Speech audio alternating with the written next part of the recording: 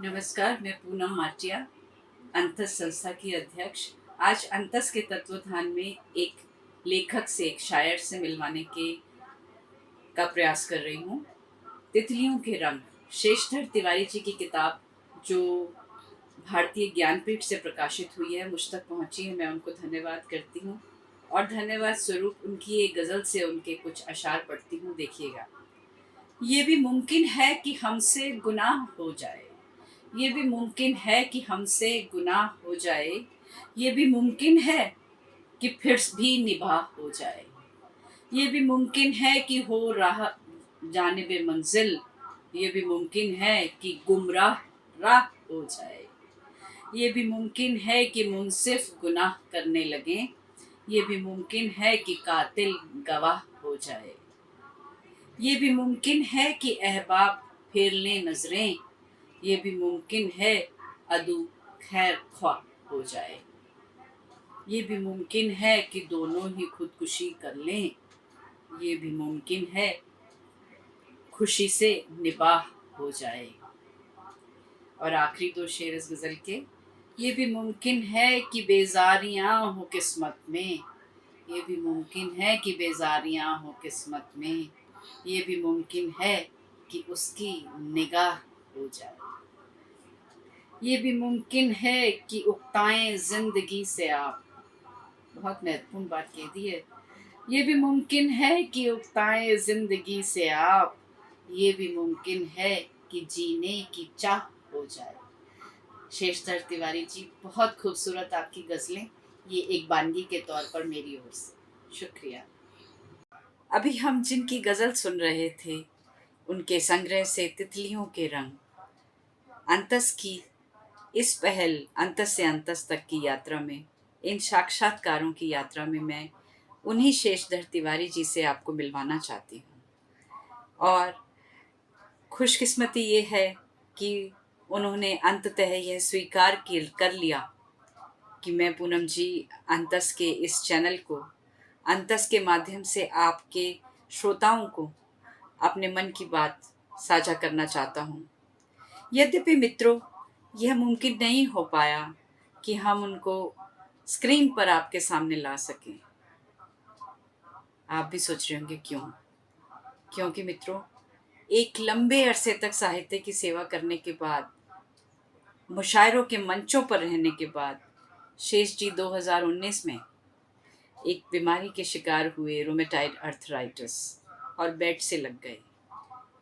लगभग 2-2.5 वर्षों के बाद वो इस हालत में आ पाए हैं कि उठ सकते हैं, चल सकते हैं, बात कर सकते हैं, अपना कार्य कर सकते हैं, वॉक करके आ सकते हैं और साहित्य पुनः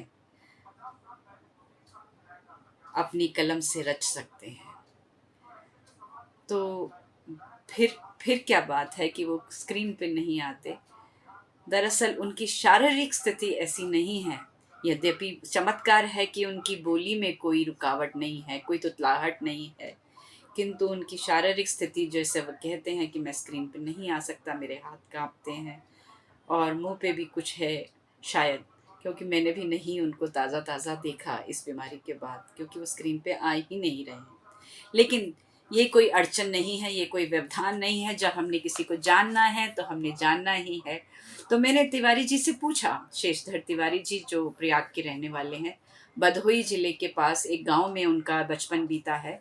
उनकी माता एक सामान्य गृहिणी थी, पिता एक जूनियर हाई स्कूल के प्रधानाचार्य थे। मैंने उनसे पूछा, कुछ अपने बचपन के बारे में बताएं, कुछ अपनी शिक्षा दीक्षा के बारे में बताएं, कुछ परिवार के बारे में बताएं। तो उन्होंने जो बताया वो हम बिल्कुल आपके सामने ऑडियो के माध्यम से लाते हैं। और संक्षेप में मैं बता दूं कि वो अपने पिताजी को इसका बहुत बहुत श्रेय देते हैं, जो साहित्यिक रुझान उनमें बचपन से आया। आप सुनिए उन्होंने क्या कहा। मैं भदोही ज़िले के एक गांव का रहने वाला हूं। मेरे पिताजी जूनियर हाई स्कूल के प्रधानाध्यापक थे, माताजी सामान्य गृहिणी। मेरी प्राथमिक शिक्षा अपने देहात के स्कूल से ही हुई। जूनियर हाई स्कूल में जब मैं पहुंचा तो मेरे पिताजी ही वहाँ प्रधानाचार्य थे। हिंदी में मेरी विशेष रुचि थी। उसको देखते हुए पिताजी ने मुझे काफ़ी प्रोत्साहन दिया। मेरी छोटी छोटी रचनाओं को बनारस यानी वाराणसी में एक अखबार वहाँ से निकलता है आज, उसमें छपवाते थे। दूसरे दिन वो अखबार मुझको दिखाते थे, मैं बहुत खुश होता था। पिताजी बहुत शाबाशी देते थे। मेरे अंदर जो साहित्य का बीजारोपण हुआ वो पिताजी के द्वारा ही हुआ।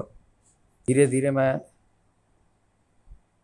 प्रयास करता रहा और मेरी रचनाएं धार्मिक में भी छपने लगी। मुझे याद है 25 रुपये का चेक आता था। 1972 में जब बीएससी के बाद मैंने इंजीनियरिंग में प्रवेश लिया तो ये रचनाशीलता में थोड़ी कमी आई, या यूँ कहें कि स्थायित्व आ गया। लेकिन मैंने पढ़ना जारी रखा। लाइब्रेरी में डॉक्टर कुंवर बेचैन और नीरज साहब की किताबें मैं इशू करवाता था, बैठ के पढ़ता था, नोट भी करता था। जो एक शिद्दत की जो बात है वो शिद्दत आई इन्हीं दोनों लोगों को पढ़कर, और प्रेरणा स्रोत मैं कहूँगा कि यही दोनों लोग हमारे रहे। जी, पिताजी को धन्यवाद देना, और किसी को घर में ही इतनी उर्वरा भूमि मिल जाए तो वो बीज तो पोषित पल्लवित, अंकुरित होने के बाद पोषित पल्लवित और पुष्पित होगा ही। उसकी महक पूरे जिसे कहते हैं बागान को और शहर को, देश को महकाएगी ही। तो तिवारी जी, आप ये बताइए कि जब आपने लिखना आरंभ किया तो आपका लेखन अनवरत चलता रहा या उसमें कोई पारिवारिक व्यावसायिक व्यवधान आया? इसके बारे में भी हमारे श्रोता को बताएं, क्योंकि श्रोता जानना चाहेंगे कि सफलता के पीछे की जो कड़ी मेहनत है, जो आपकी उतार जीवन के उतार चढ़ाव हैं, वे क्या है? इंजीनियरिंग करने के बाद steel authority of India limited में मेरी जॉब लग गई। वहाँ भी व्यस्तता बहुत रहती थी। 4 साल के बाद मैंने वो जॉब छोड़ करके अपना काम इलाहाबाद में प्रारंभ किया और 40 साल तक मैंने अपना व्यवसाय किया। लेकिन 2010 के बाद जब मैंने बिजनेस को वाइंड अप किया अपने बच्चों के कहने पर और थोड़ा स्वास्थ्य कारणों से, तब से लेखन में मेरी सक्रियता बढ़ गई और उसका परिणाम आप सबके सामने है। और अब मैं पूरी तरह से साहित्य के लिए समर्पित हूँ। तिवारी जी, मैं ये भी पूछना चाहूंगी आपसे, एक वैज्ञानिक, जैसे विज्ञान की छात्रा होने के कारण आप भी गणित के विद्यार्थी रहे हैं। बीएससी आपने गणित में की, उसके बाद आपने जो इंजीनियरिंग की, बीटेक की, तो आप साहित्यिक रुझान कैसे हो गया? अपने बारे में मैं जानती हूँ, पर मैं आपके मुख से सुनना चाहती हूँ। आप इसके बारे में भी कुछ बताएं। मुझसे अक्सर एक सवाल पूछा जाता है कि आप साइंस स्ट्रीम से होकर, जबकि आपने इंजीनियरिंग की डिग्री भी ली, साहित्य की तरफ आपका रुझान कैसे हुआ? तो हकीकत तो ये है कि स्ट्रीम हाई स्कूल के बाद डिसाइड होती है, जबकि मैंने लिखना तो जूनियर हाई स्कूल से ही शुरू कर दिया था। तो मेरा मानना है कि साहित्य में रुचि या लेखन में रुचि के लिए हिंदी आवश्यक नहीं है। अगर ऐसा होता तो जितने भी हिंदी के लोग हैं सब साहित्य में होते। मैं बहुत सारे लोगों को जानता हूँ जिन्होंने इंजीनियरिंग किया है और अच्छे साहित्यकार भी हैं। डॉक्टर यास्मीन सुल्ताना का जिक्र करूँगा मैं, जिनके साथ हमारा पारिवारिक संबंध है। वो हिंदी और संस्कृत में एमए हैं, हिंदी में पीएचडी हैं। उन्होंने मुझसे एक बार कहा था कि आप अपने लेखन को थोड़ा रफ्तार दीजिए, क्योंकि उन्होंने अपने अनुभव के हिसाब से बताया कि टेक्निकल बैकग्राउंड के लोग जब कविताएं या शायरी करने लगते हैं तो उनमें धार जो है वो कुछ अलग ही तरीके की होती है, क्योंकि उनकी लॉजिकल कैपेबिलिटी औरों की अपेक्षा बेहतर होती है। मैं संतुष्ट हूँ जितना मैं कर पाता हूँ। और अंत में तिवारी जी, मैं आपसे ये पूछना चाहती हूँ कि आप अपने श्रोताओं, अपने विद्यार्थियों, अपने पठन पाठन करने वाले, सुनने वाले मित्रों को, सुधी श्रोताओं को क्या कहना चाहेंगे? और खासकर जो नए नए लिखने वाले हैं उनके लिए आप क्या कहना चाहेंगे? क्योंकि हमारे एक मित्र हैं अजय अज्ञात जी, उनका एक शेर तो मुझे याद नहीं है, पर उन्होंने ये ज़रूर कहा था कि शेर जो है प्रेशर कुकर में नहीं बनते। तो एक लंबी, कड़ी मेहनत, समर्पण चाहिए। तो आप अपने चाहने वालों से क्या कहना चाहेंगे? अपने अनुभव के आधार पर नए लेखकों, खासकर गज़लकारों को मेरी सलाह यही होगी कि आप जब किसी को पढ़ते हो उस समय लिखना बंद रखिए, अन्यथा जिसको आप पढ़ रहे हैं उसकी छाप आपके लेखन पर स्पष्ट दिखेगी। दूसरी बात ये कि कहा गया है कि बिन गुरु होत न ज्ञान। हमारे भिन्न मित्र विजय स्वर्णकार जी कहते हैं कि लेखन एक सामूहिक क्रिया होती है, और इसमें जो हम लिखते हैं वो अगर अपने कुछ खास लोगों को सुनाते हैं तो उसमें बहुत कुछ सुधार भी होता है।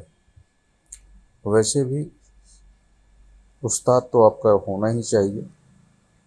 यहाँ मैं जिक्र करना चाहूँगा भाई मयंक अवस्थी जी का, जिनसे मैंने गज़ल की प्राथमिक जितनी भी जानकारियाँ हैं वो प्राप्त की। उन्होंने बहुत मेहनत की हमारे साथ। उसके बाद डॉक्टर आदिक भारती जी, अजीज़ बेलगामी जी, भाई द्विजेंद्र द्विज जी और विजय स्वर्णकार जी, इन सब का सानिध्य मिला और मैंने महसूस किया कि मेरे लेखन में काफ़ी सुधार हुआ। तीसरी बात ये कि आप चर्चा करते रहिए, सवाल पूछने में हिचक नहीं होनी चाहिए। ऐसा नहीं लगना चाहिए कि अगर मैं ये सवाल पूछूंगा तो लोग मुझे अनभिज्ञ मानेंगे। ऐसा कुछ नहीं है। ये हमारी साहित्यिक परंपरा है, जो अधिक जानता है उसे कम जानने वाले को अपना ज्ञान देना चाहिए और इसका निर्वहन होना चाहिए। आपको अगर कोई सुझाव देता है तो आप उसे माने या न माने, ये आपकी मर्ज़ी पर है, लेकिन कभी भी नेगेटिव हो करके प्रतिक्रिया न करें, नाराज़गी न जाहिर करें। ये आपके हित में होगा,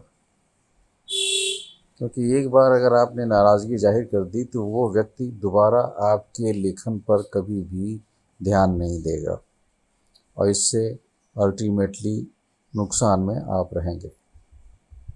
बस यही सलाह है मेरी। धन्यवाद।